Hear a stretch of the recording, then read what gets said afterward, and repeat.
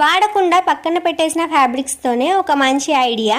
2 inches పెట్టి square షేప్లో cut చేసుకోవాలి. అలాగే ఫ్యాబ్రిక్ని కూడా 2 ఇంచెస్కి స్క్వేర్ షేప్లో కట్ చేసుకోవాలి. ఇప్పుడు అదే ఫ్యాబ్రిక్ని 3 ఇంచెస్కి మార్కింగ్ చేసుకొని స్క్వేర్ షేప్స్లో కట్ చేసుకోవాలి. ఇప్పుడు మనకి 3 పీసెస్ అనేవి ఫామ్ అయిపోతాయి.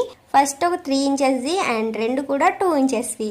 అయితే స్మాల్ 2 ఇంచెస్ది తీసుకొని ఈ విధంగా మనం కోన్ షేప్లో స్టిచ్ వేసేసుకోవాలన్నమాట. ఇలా స్టిచ్ చేసుకున్న తర్వాత ఎడ్జెస్ని కట్ చేసుకొని రివర్స్లో తీసుకుంటే కోన్ షేప్స్ అన్నవి ఫామ్ అయిపోతాయి.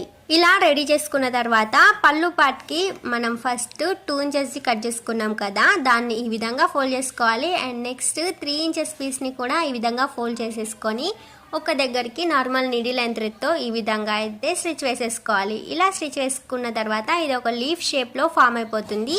ఇప్పుడు మనం రెడీ చేసి పెట్టుకున్న కోన్ షేప్ని అటాచ్ చేసేసి కొన్ని బీడ్స్ని యాడ్ చేసుకొని పళ్ళు ఎడ్జ్లో అటాచ్ చేసేయడమే.